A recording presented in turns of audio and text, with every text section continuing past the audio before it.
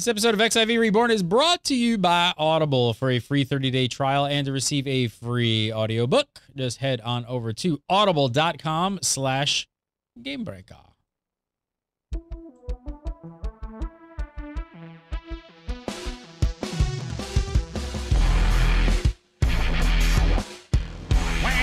There's a thing, artificial coconut, and there's a thing. For a Grammy nomination. What's up? It should be Mr. Poveromo. What's up, everybody? Gotta show the pre-show. Welcome to episode 25 of the XIV Reborn for February 4th, 2014. You're watching the show. So coming up on today's show, the Dev Tracker had a very busy week.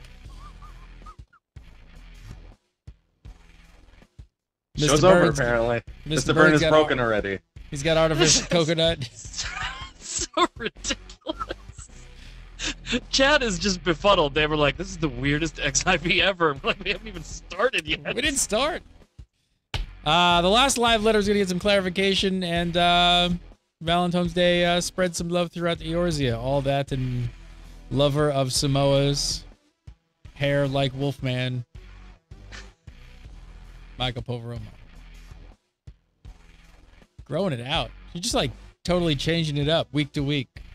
Last week it was well, you know, straight down. This week it's slicked back. Right now, I'm from Jersey, so I'm trying to remind people. Yeah, don't forget. That is the Jersey look. Like not really a part. Well, I need a chin strap. Just need a chin then strap. I'll be good. Yeah. What do you need a chin strap for?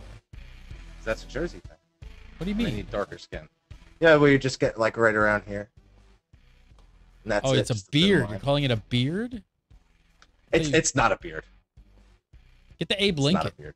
You just grow this. All right, there we go. Mike Bird, do you like artificial coconut? I love artificial coconut, you freak, you. Oh, Samoa's for the win. Samoa's for the win. Pre-show chat was all about, we found out that Girl Scout cookies were back in season, apparently, and then we had a 15-minute conversation about in season, because you can only harvest them during particular times. Toasted coconut only comes around twice a year. Toasted artificial coconut only comes around. We don't know if you know how to get it. Maybe twice a year. Artificial coconut doesn't grow in the winter, duh. No, not toasted. Yeah, they have to have a pig. It sniffs it out, and then they have to dig it up and ship it in. Oh, this is gonna be a long show. There wasn't even a ton of news this week, but it's gonna be the longest show we've ever done. We had to do a recap of the pre-show at the beginning of the show. Yeah. Apparently, Michael Poveromo mainlines Thin Mints in his off days. Man, what a mainlining! What a bad story about Philip Seymour Hoffman, huh? Yeah, what a shame. Let's just start the show on a downer, man. But what a downer. Yeah. But you guys, but the crazy thing, East Coast, you guys are getting hit with some crazy batch of heroin. I don't want to hear about it anymore. I don't know what grass looks like anymore. It's horrible. What? It's all snow. He said crazy bad heroin. Oh no. No. Yes, we're getting hit with snow. Yes, we're getting hit with another 7 inches. I'm trying to brighten everybody up. Brain hurts. Too much toasted coconut. You're bleeding. I'm sick. I am bleeding. He's broken. Mr. He's just like. All right, I will stick. Yeah, I haven't seen grass in forever. I'm sorry. I'm sorry I ran off course.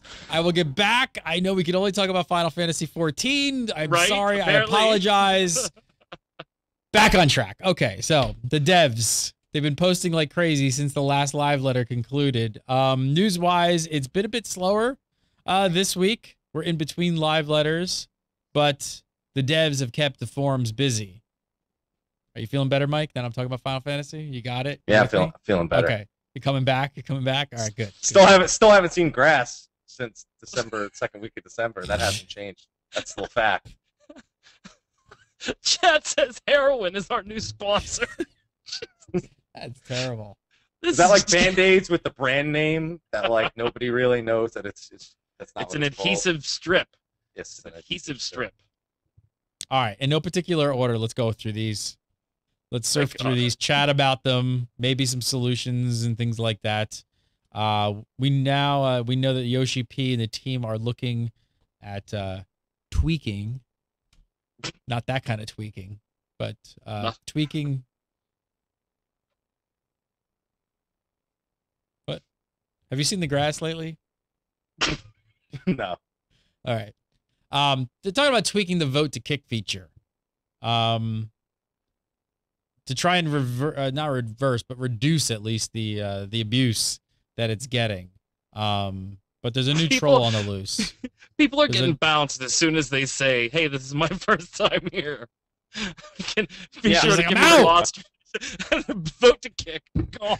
This guy's talking about his grass. This guy's talking about Hoffman. You're talking about toasted coconut. I just came for the Final Fantasy and I've got none of it.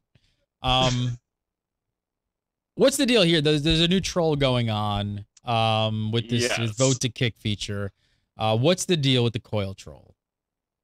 So this is a fun one. Mr. Happy, I'll take this because it really doesn't affect you too much. You run with a pretty stagnant, the group is your thing. On my side with Game Breaker Nation, it's usually the same group that we're running Coil with all the time. But if you're doing pickup groups for Coil, since you can't use the duty finder, it's shouting and doing parties, the party finding boards and everything like that to find Coil groups. Well, people have taken to advertising a fresh Coil run on turn 1, building a group, entering the instance, and everybody that was in the group just found out the person that entered the instance and built the whole group lied, and they're actually on turn 4. And now that they've entered the instance, they are automatically saved and cannot do turns 1, 2, or 3 until next week. And then they disband the group and leave. So they're wow. And then they don't log on for 6 days. Yep. Wow. Fun stuff. And that's like a commitment. That's like commitment right there. So they don't even log on. So they just like lock everybody out. Wow. Are people that bored? Well, I'm saying they don't log in because Coil. They don't need to. The big weekly lockout thing that they just got taken out. Imagine you have one raid for the week and that's it, and somebody just completely took you past your point of expectancy for what you were about to do. Yep. Are people doing this with dungeons as well? Well, the dungeon they're screwing people over with the dungeons, but it's a little bit it's actually a lot less severe there because you can't be locked to a dungeon. You just have to wait a little bit of time and then you can queue up again. Coil is the rough one because if you're looking for, you don't have a free company that's big enough, you don't have a steady group.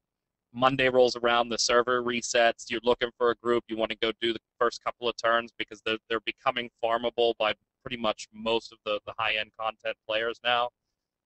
So you're like, okay, it's Monday, let me go and do a turn or two and maybe get a couple pieces of gear, and all of a sudden you get this group that you think is starting fresh, they enter and they're on turn 4, and all of a sudden you're locked now, and you have to wait 7 days before you can even attempt turns 1, 2, or 3. You automatically got skipped and locked. That's the one that hurts. The dungeon's not so much. It just sucks to be screwed over for a dungeon and vote to kicked and abused, but Coil locks you out for a week, so a little rougher. Yeah.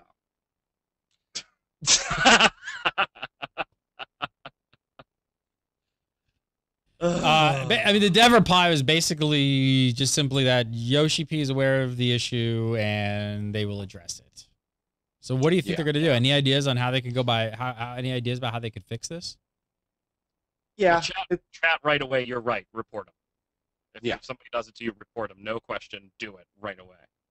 Yeah. Other than that, there's a few basic things you can do. You can have and I know nobody likes extra menus, but in this case, I think it's something that you should definitely look into. You could, when you enter, say, you will be locked into this instance if you do not press no, something like that.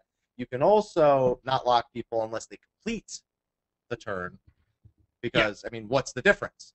If you don't beat the turn, you didn't get any loot. That's another thing. There's plenty of solutions, and I think that just don't locking until you get loot is actually a fairly good one, in my opinion. It's really and that's basic. the one that like every other MMO on the planet uses. Is you're locked when you beat the boss, or beat a boss, or beat a mini boss that gives you some type of loot. Locking as soon as you enter is kind of silly in the grand scheme of things. So there definitely needs to be. I don't like the menu that's another pop-up menu that says now entering turn 2. Do you want to go? Yes or no? But I would be in favor of just. Oh my God! They're landing! They're landing! They're landing! They're gonna take all the grass. I would be hugely in favor of lock on loot drop or lock on boss death. That's the way it needs to be done. What is that? Something you should get. That is cool. You could live in the with grass all year round. It's still going to be covered in snow. You could store it in your shed. Heroin. What shed? Who has sheds anymore? Foxconn is dead on too. There's a real easy way around this too. Get a static group. Whether it's your company, get a static group for Coil. You'll probably have better luck in the long run anyway. That's true. How long do you think it's going to take? What do you guys foresee? Like how long this may take to get fixed? 2.16. Yeah, pretty quick fix. It's got to be 2.16. Has to be. Is it like really happening that much? I mean, is it pretty widespread? Yeah. And I think honestly, it's probably been happening before that forum incident, and that's just the first person who's really spoken up about it, because that's something that's so easy to happen, even though it takes quite a bit of dedication to do that to 7 other people. I can't imagine that's the first time that's happened, and I can't believe that's the first time that somebody said something about it. So, yeah, get a static, but realistically, just don't lock people until they. I can't believe gamers are doing things like this. I can't believe they're utilizing in-game things to exploit things to then grief people. I can't believe they're trolling. It's amazing. Wow, who would have ever thought? Like Gary hasn't been plotting for months on ways to grief me an EQ next landmark, for crying out loud.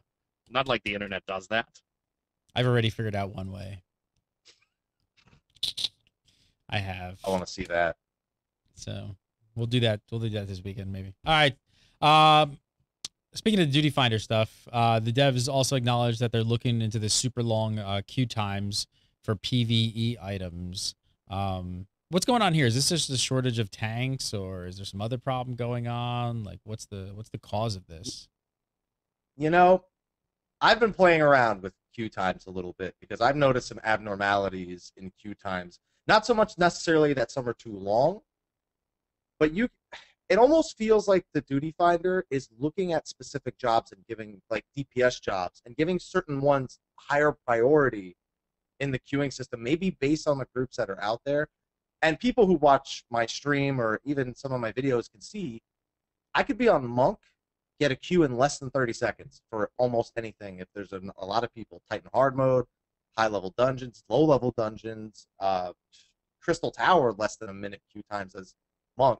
Switch over to my Dragoon. Takes about 10-15 minutes usually. Same exact conditions. Switch over to my Black Mage or my Summoner. 20-25 minutes.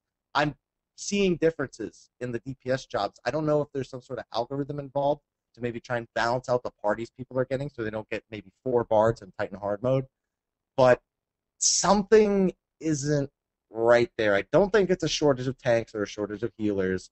I think there's something fundamentally wrong in the coding of the Duty Finder that's making it worse than I'd already expect it to be for a DPS queue. Well, and remember, the queue itself, when you look at the PvE side of the board, is doing exactly what you're saying. It's prioritizing DPS based on the needs of other parties queuing up, now that you have to have a tank, a healer, a melee DPS, and a range DPS. You can't just have 2 DPS. So it's not out of the realm of possibility to think that there's some type of algorithm going on the PvE side of the board that would function similarly but not have the requirement, maybe. There's another part of this, though, that we talked about this really early in XIV Reborn here, one of the very first episodes. And unfortunately, it's the 4-man party size that plays into this, too. That one tank is being charged with carrying 2 DPS every single time, rather than the typical 1 tank to 3 DPS, or in some older games, 1 tank to 4 DPS. With that healer playing the last role in a 5 or 6-man party. That really puts a strain on the DPS queue when each tank, which you've already acknowledged you have a little bit of a shortage of that you're watching right now because you have a lot of people leveling. Okay, fine, happens in every MMO. We expect tanks and healers to be a little bit of a commodity, right? But now each of those tanks and healers are being tasked with carrying 2 DPSs instead of typically 3, which unnecessarily lengthens the queue time. What happens if they introduce like a hybrid? They've talked about that in the past. We've heard little grumblings about that. What happens if they actually introduce another? I mean, that would potentially make the problem even worse. Yeah, and they've already said, I forget exactly which interview it was where Yoshi mentioned the hybrids, and he didn't say if. He said when. He's spoken about even things like Red Mage being things like an advanced job that could come off of 2 jobs as opposed to a job coming off of 2 classes, an advanced job coming off 2 jobs, and implementing. Like, he's gone into whens already, which means some of these things are in the work. And he very flat out said a light party will be 1 tank, 1 DPS, 1 hybrid, and 1 healer. And he said that an 8-man will be 2, 2, 2, and 2. Which, yes, definitely, if the player base stays the way it is, the same size it is right now, or even continues to grow, could definitely be problematic, is a nice way of putting it. So what do they do? What's the solution? How do you fix this? Implement content that's somewhere between 4 and 8 people is the best way to do it. Even it, I'm not saying completely replace. I'm not saying completely replace 4 to 8 people as the only options, but I'm saying even something with 6 people, something somewhere right in the middle of 4 to 8. Do you think they're really going to go down that route and just put in a whole nother sort of like tier? Well, I don't think they have to put in a whole nother tier. Just recognize where we're just talking about it right now, and obviously we're just batting ideas around. We're not the programmers. We don't see the issues with the code. We don't see the issues with the duty finder. We're guessing, right? Based on as intelligent a guess as we can.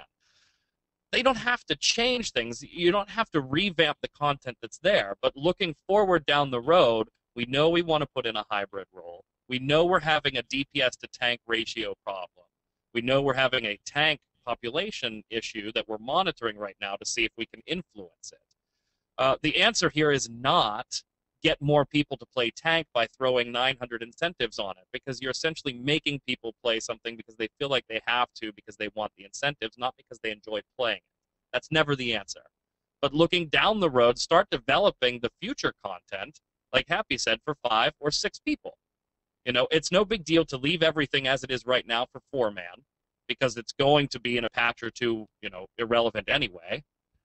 And start queuing it up for future content's going to be 5-man party, 6-man party, with 8 and 16 and 24 being the other numbers for the different raids. That's where they need to start heading, I think.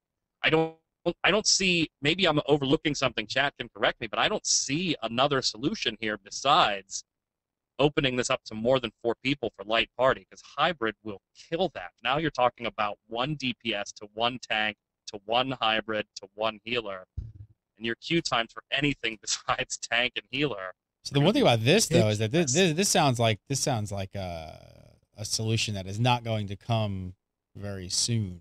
This sounds like something you might be waiting quite a while for, especially if they have to implement content around the solution. That is not going to come quick. You know what's interesting to me? I almost feel like the 4-man party size speaks for their expectations of the size of the player base, which is a mistake they've already made before. They didn't expect as many people to be playing as they were, and that's what caused the server problems. Server problems most notably. I think it's still an aspect of them not expecting their game to have X amount of players playing it as often as possible. I think it's another result of that. Sure, 4 and 8 are easy sizes to work with. They're not the normal sizes people are used to working with in other MMOs. But if you're only planning 400,000 with X amount of servers, maybe it would have worked if that is actually the popularity your game had achieved, or even less. But the more popular your game gets, the more there is a demand for content that can fit all those extra players without forcing them to sit in front of a computer screen and look at the seconds go up. All right, well, we'll have to wait and see. So in some other news, the devs are being tight-lipped about the future mount changes, but there was one really interesting comment here. The quote was, "One thing to note, though, we don't currently have any plans for more mounts like the God, I can't say this word. Ahriman. Ahriman. That would fly higher than the current height. So no flying mounts is confirmed. Possibly, maybe. Then, I mean, It doesn't really fly. It just kind of has the animation. So. Right? Just kind of hovers with its wings there, yeah. No, I don't see flying mounts. It doesn't fit. I mean, the idea behind a flying mount is to increase the rate of transportation, which isn't a problem in Final Fantasy. As long as you have money, then transportation is no problem for you. So I don't see flying mounts at any point, let alone them just saying we don't have plans for it right now. Did you say that Tonberry mount's completely out then? Yeah. Man, that would be awesome though. What would that even look? You're just piggybacking. Who cares? You sit on the Gyubu mount's head. You just sit on its damn head. There's a carpet there. So put a carpet on the damn back of the Tonberry. What are you talking about? He's got to hold your legs so you don't fall off. Yeah, the Tonberry mount would be awesome. They're not going to do it, but they should. That'd be sweet.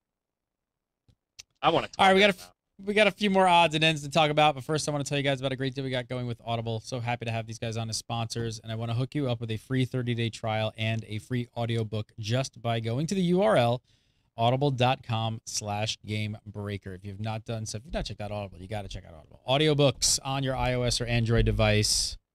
You download the app, put it on your phone, get to download an audiobook. And I want to hook you up with a free audiobook just by using that URL. So what I want to check out today, a classic. I'm sure Burns read this, listened to this, and everything. Hitchhiker's Guide to the Galaxy.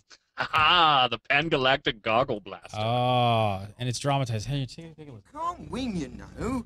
Look, there's no point in lying down in the path of progress. I've gone off the idea of progress. It's overrated. But you must realise that you can't lie in front of the bulldozers indefinitely. I'm game. We'll see who rusts first. I'm afraid you're going to have to accept it.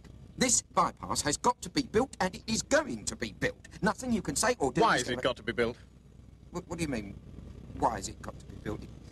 It is a bypass. You've got to build bypasses. Didn't anyone It's a great consider the alternatives? There aren't any alternatives. Look, you are quite entitled to make any suggestions or protests at the appropriate time. Appropriate time? Yes. The first I knew about it was when a workman arrived at the door yesterday. Oh. I asked him if he'd come to clean the windows, and he said he'd come to demolish the house. He didn't tell me straight away, of course. No. So check it out. Most of the books, you're used to having one narrator, but this one actually has, let's see, 1, 2, 3, 4, 5, 6 voice actors, 6 narrators in this one, and they do the whole thing. Awesome. Great choice. Check it out. It can be yours today for free. That's The Hitchhiker's Guide to the Galaxy, the primary phase dramatized edition, and it can be yours absolutely free just by using the URL audible.com/gamebreaker. I said, if you do not have an Audible account, just go on over, use that URL, support Gamebreaker by supporting our sponsor, Audible. Sign up today. I know once you try it, you're going to love it. I have been a member for years. I love the Audible. Check it out today, audible.com/Gamebreaker. All right, so some odds and ends, kind of things to clear up. Let's just kind of get some quick thoughts on them going through these. First up, Final Fantasy XIV will not be getting chat bubbles anytime soon, according to the dev posts. Oh, well. Yeah. Don't care? Don't care? Don't care? No. Interesting. Don't care. How come you don't care? Chat bubbles actually annoy me. With them popping up like and oh god, Revenant's Toll would just be a nightmare with chat bubbles. That was my first thought. That would be a mess. They'd just be everywhere. Our peers love them though. Our peers, you're not thinking about your RP brethren. Well, that's why there's 9 bajillion emotes in Final Fantasy. Use those. Have fun. But that's not a conversation, man. You want to talk to people and just kind of chat. /say. /tell. What a jerk. Larry Everett would cry. Chat, you are absolutely right. Larry Everett would cry. He would cry. Right. He would. He loves chat bubbles. That is not coming. Party Finder window will be getting a refresh button in patch 2.16. I would say that sounds like it's very, very much needed. Yeah, considering there's no hotkey for it by default, and it's already hidden in menus, it'd be nice to not have to pull it up every time I want to refresh it. 2.16 coming to a 2.16. February 22nd. That's only 18 days. What, February 18 days 22nd. Minions will always be purely cosmetic little fun items, at least according to the current plans. Did you guys think otherwise? Did you ever see minions as actually having some sort of benefits or bonuses attached to them? Well, not bonuses or anything attached to the minions, but I think they are going to play a quest line storyline at some point. I remember Yoshi P saying way back when that these little things were in the game for a reason, and while they in themselves may just be cosmetic, these toys were created by somebody, and that there's a story there, and that we will probably experience where these things are coming from. So I've always expected the minions themselves not to do anything, but I wouldn't put it past Yoshi P to implement something to tell the minion story. Toy battles, please. Oh no. Yeah, toy battles. There we go. I would say no, but then you look and see how successful, like ridiculously successful Pet Battles was in World of Warcraft, and it's hard not to think maybe they might try something. I liked it in 11 too. 11 was a lot different of a story though with that thing. The thing where you took the pictures and then you equipped abilities to them. Yeah, that was too much. Just mini battles, please. All right, next up, the live letter has been fully now translated. It's all ready for consumptions, and there's a few things that got clarified. If you missed last week's live letter wrap-up, make sure to go check out the show. And each time we kind of do the wrap-up here on the show, we kind of do a little disclaimer that until the official translation is out, that everything is subject to change. We just do our best on it. So that being said, the official translation usually adds a few surprise items here and there. So let's go through those really quick. The big one was the whole nerfing of Coil.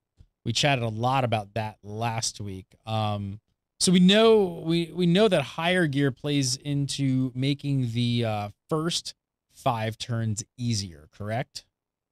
Yeah. Seems kind of obvious with the new tombstone added. I mean, what do you mean by sort of? Sort of with the way. Yeah, well, I mean, we'll talk about it. Sort of making it easier. Yoshi P sort of commented on making Coil easier, and they very specifically wanted to say that they're not necessarily going to make it easier as they are going to make players so strong that it will be like they're not going to be like, oh, we're nerfing this mechanic, but at some point it will, because of player strength, be completely insignificant, those mechanics. So are they not nerfing the content, but buffing the player? So are the turns themselves actually being nerfed? No.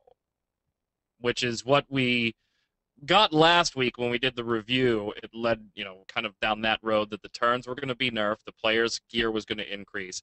We've talked about before, and I was surprised that we didn't see it in the live letter, them implementing the Echo, which is that little buff you get when you fail your individual quests, your instance quests multiple times. You get the Echo buff that makes you stronger and stronger and stronger and stronger until you have no choice but to win. You can't lose. So they're going to implement the Echo, which is exactly what they needed to do. I love this idea. To me, yes, you will never experience Coil the way it was when it was brand new and there was a gear set missing and it was really difficult. You're never going to experience it the way Happy's Guild did when they killed Twin Tanya their first time. But you can get pretty damn close if you really, really want to. Take a level-appropriate gear in there, turn the Echo off, and you can experience the content the way it was. So you just shut it off. Boom. Just shut it off. Yep. Which is a fantastic way to keep that content the way it was if you want to experience it, or you can out-level the content and steamroll it with the Echo buff if you want to. Your gear will be higher level, and your Echo will be boosting you. But essentially, if you really wanted to go back through turns 1 through 5 and kind of do it for a fun sort of like, that can almost be like an event. I could see Final Fantasy players doing this as an event. Like, hey, we're going to go do 1 through 5, original difficulty, all gear must be, in check. That could be kind of a fun thing and just kind of give everybody a challenge and kind of some downtime. Yeah, like, hey, we're going to have a Game Breaker Nation. Yeah, we're going to have a Game Breaker Nation event. Nobody can wear anything above I-90, and we're going to have 2 groups race through it. No Echo. So I assume that both of you guys like this change. I mean, because people were pretty upset on the forums that thinking Coil was just going to basically be nerfed. Yeah. And they actually went a step further, and they said that the Echo will increase in strength every week. So if groups are still having trouble beating it with the Echo will continue to get stronger. We've seen this before. Turn it off. Chat. There's a lot of people in chat not sure if you can turn it off. Yeah. 100%, you could turn it off. He said it would get to the point where you could just completely ignore mechanics. Yeah. He literally said at Really? some point Yeah. you will be able to, like Allegan Rot in turn 2, he said, if it blows up, it won't matter at some Yep. Take a laser right to the face and you'll be fine. Oh, that's funny. That's going to be a good video because somebody's going to do that for sure. Just to show that off. There's also a small note on the boss mechanics topic as well. Burn, you were kind of upset that they didn't talk about any new mechanics, weren't you? Yeah, they kind of alluded to, we're going to do more Titan-esque stuff where if you memorize the fight, you can beat it. We're going to do more stuff like Turn 4 where it's a gauntlet type event and you have to pick the best path for your group to beat all the monsters before you're overwhelmed. And I was kind of disappointed that they didn't say, allude to at least or mention any new mechanics because it kind of came off to me in the translation of we're going to be doing more of the same that we've already done. The one little note there that we missed was that they maybe alluded to another mechanic in that they're going to add mechanics where one player may have to initiate or work with the mechanic while the rest of the party does something. What does that mean? That's like, what was the quote? It was like elements where someone will have to operate certain mechanics. Yeah, to me that smacks of when the like go push this button. Hawk Manor. Yeah, in Hawk Manor, go click on the lanterns when they start going start going crazy. That's what it's kind of smacks of to me. So it wasn't that impressive, but at least I don't know. It more smacks. You know what it says to me? You know what it says to me? Remember Praetorium? Yeah. I'm not going to say anything, even though it's been 5 months since Praetorium go came ahead. out. For God's sake, if you haven't beaten at least the 1 through 50 story by now. You get on a special mount and use the mount actions to perform the fight. That's what that says to me. Or, as some people have come to know it as, siege fights. People have come to know over the years. Or all of the above, a bunch of different combinations they could definitely do where people just kind of, coordinated efforts to do different things at the same time. Yep. It's a way of adding mechanics to a fight that seem very unique and what's the word I'm looking for? There's a word I'm looking for, Mr. Byrne, and I know you know it. Mechanics that aren't really new, but they're disguised as new through the means of like siege weapons. There's a word I'm looking for here, and I know you know it. For some reason, Byrne, you know it. You know it. You know it. Apparently I know it, but I'm not going to share it. So. All right, well, I'll keep thinking about it. We also got confirmation that Yoshi people will not be putting top-tier gear behind daily quest grinds. Is anyone in the world possibly upset about this? Actually, yes. What? I mean, it's a very small audience, but there are people bitching about this. That the work they're putting into doing the daily quest grinds and getting max reputation doesn't really have a purposeful payoff. Whatever. Sure. I am not sad about this at all, but sure.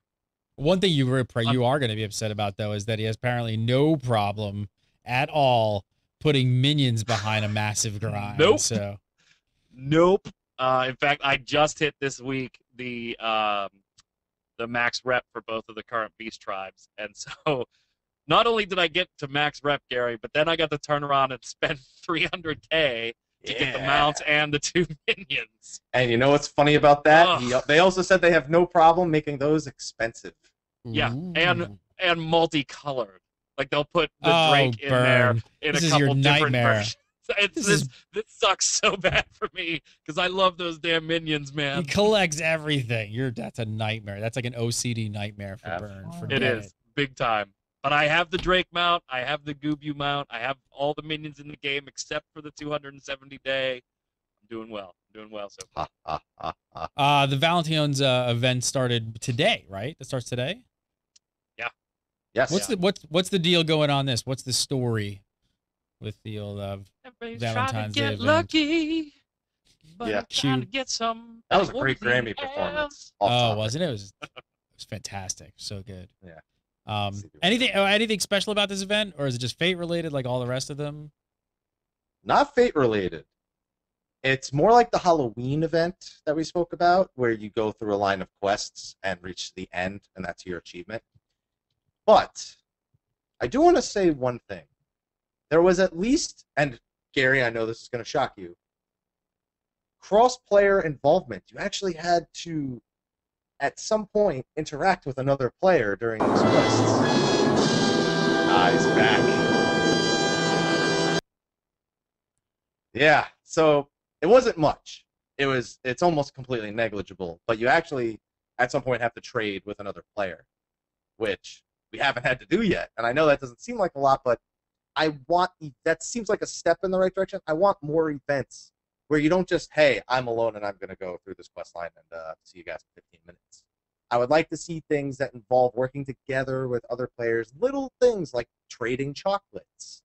Some things like that just, they make a community more enjoy an event as a trade a little chocolates. Can we just trade some chocolates? And Mr. Byrne had a good example from Final Fantasy XI that we were speaking about a little bit. Yeah, I mean, we talked about the event. Coconut. I will trade you for your Thin Mints. Artificial. The event is whatever. It's the Halloween event all over again. You run around each of the 3 major cities and talk to somebody and swap some items back and forth between NPCs to get people to fall in love, and then you're done. And you pick up a bunch of gear. The necklaces can be put in the armoire, the rest of it can't. So it's still odd. 216 should fix a lot of that, by the way. But yeah, we do agree that I did like that you had to depend on somebody else, whether it was somebody you knew or a stranger nearby that also needed your help, because males will get one set of chocolate and female characters will get the other set of chocolate. And the last quest, you have to turn in one of each item. So you have to talk to somebody.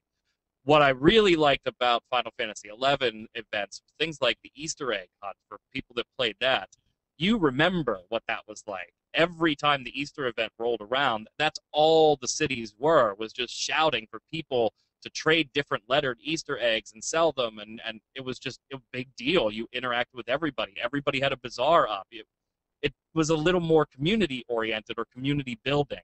This took a very small step in that direction. I would love to see more and more on this, because right now, to me, the events in the game are they're just taking up my inventory slots right now. I'm not feeling drawn to them.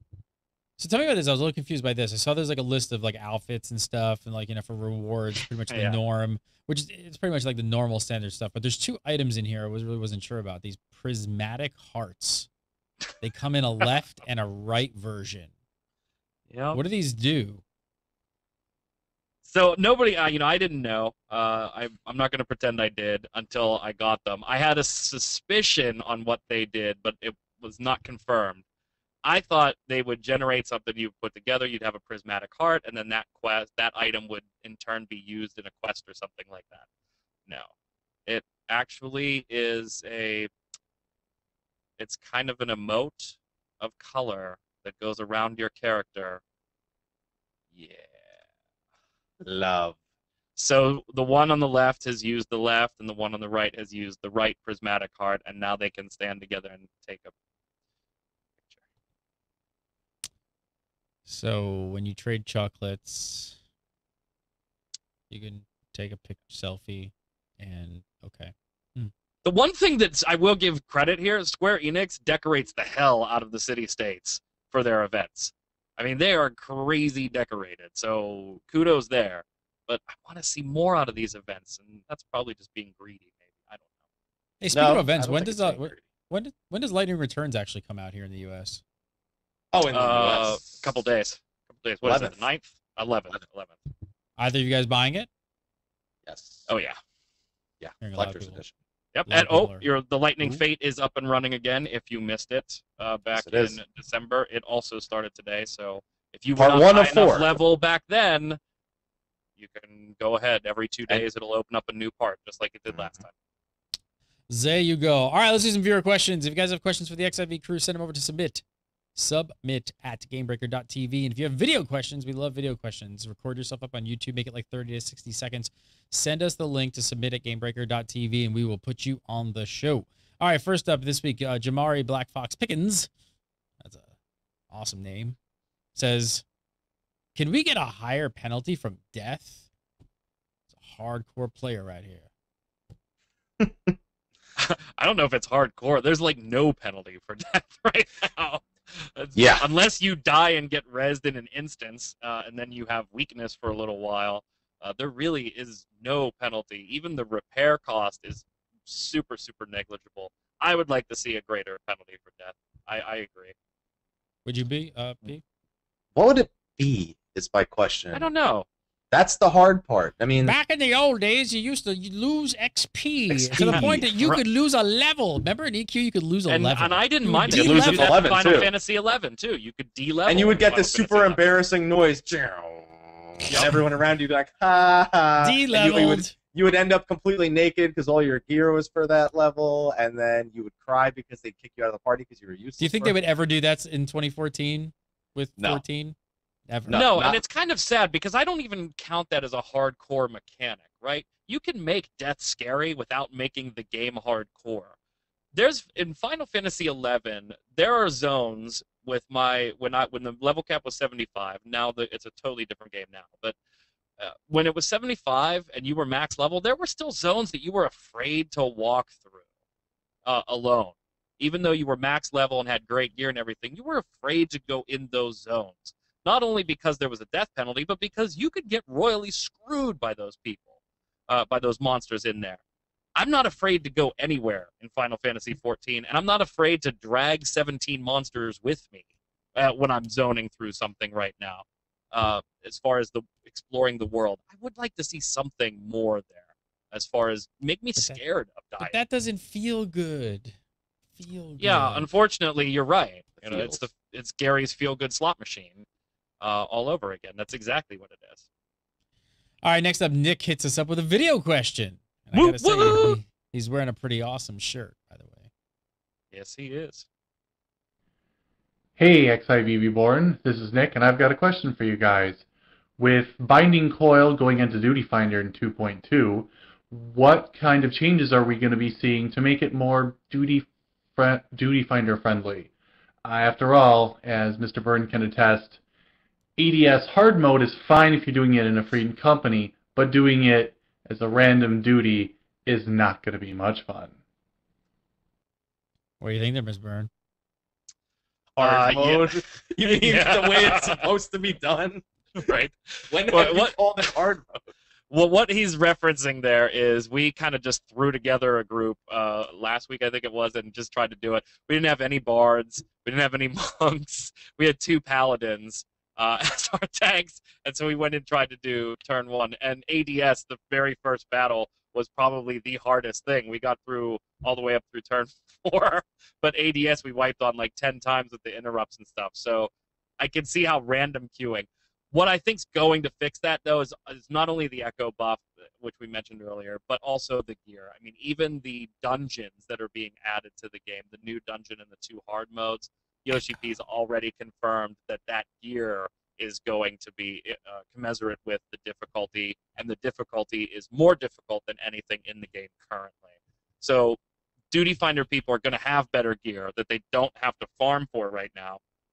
And, of course, you'll have the echo. So those will be your... Plus, being able to queue up for each individual turn by itself is a pretty nice way of ensuring that you're going to have a decent time. But it's still Duty Finder, so yeah, it's still Duty Finder. All right, last up, main man Reinhardt comes in and has a question. Says, how do you guys feel about an open world NM H&M if they brought it back and not using the Fate system? What do you think there, Mr. P? As someone who has played 11 in the past month, yes and no. Yes, I would like to see some strong enemies out there that aren't tied to fates. Sure, I would love it. No to sitting around 3 hours waiting for them to spawn. Sure, it gives you a little bit more to do, makes the world a little bit more unique, but some things are better left in the past, in my opinion. Unless it can be done in such a way. In fact, 1.0 even had a way that I somewhat enjoyed, not entirely, but where they just had really quick respawn times. They weren't guaranteed loot, and some of them were hard and required groups, and some of them weren't, but they didn't feel like They didn't have that Final Fantasy XI feel where it's like, oh, no, it's not going that way. No, it didn't have that feel. Some 50-50 on it. As much as my rose-tinted glasses tell me, yes, bring me 72-hour spawn time NMs that I will never claim because my bot is not as good as the other person's bot, because that's pretty much all Final Fantasy XI came to in the end of the days. The other half of me says, leave it in the past. What about you, Burnsy? I love Notorious Monsters. I love the way they were done in Final Fantasy XI, but that being said, I would not want to re-experience that. What I would like to see is the BCNMs, the Burning Circle ones that were in Final Fantasy XI, a system like that implemented, where you don't have to sit there and farm. It's not going to be the subject of somebody's who hit tab and hit Dia faster. To tag them off. Don't lie. Don't lie. It was about which Link Shell had the better bot, because that's all anyone did. People would talk about it in Say Chat, like, oh, mine's better than yours. And it's like, that's bannable. It's like, oh, I don't care. We'll just buy new characters. That's all anybody did in Final Fantasy XI. Yeah, and Icy Flames, dead on. You kind of jumped on my where I was going with this. The game already does have a bit of a botting problem. We've already seen that as far as gathering materials and things like that. I'd like to see Burning Circle ones put in there. And for those of you that don't know, you would farm up a consumable item, whatever you want to call it in Final Fantasy XI, cricket assholes. So you farm up enough cricket assholes. And then CNM? Yes, yeah. And then you can say, all right, I have 30 cricket assholes, and you can give them to an NPC, and it will open up an instance where you and your party can go fight a monster privately that has some chance at epic loots of some type. So it's private. As long as you farm up enough of these, you can go and do it yourself, and you can do it as many times as long as you have the items to do it. And give me the ability to go in there alone and get my face rolled, or go in there with 6 people. That type of thing I think would be great. You could put the NMs in without all the downside of the NMs in Final Fantasy XI. Cricket asshole. Really? Cricket assholes. Michael Byrne, follow him on Twitter at MagicMan, MIGICKMANN1. Every week on XIV, as well as Twemo This Week in MMO every Friday. And soon to be some more shows. We'll be announcing that a little bit more very soon. Michael Poveromo, follow him on the Twitter at MrHappy1227, and make sure to go over his YouTube channel. Check out all of his XIV content there as well. We do the show live on Tuesdays at 4 Pacific. Come on over for this live show. And you can follow me at Gary Gannon, follow GameBreaker TV at GameBreaker TV, and go to our Facebook page, facebook.com/GameBreaker TV. We'll see you next week for some more XIV chatter. Have a great week.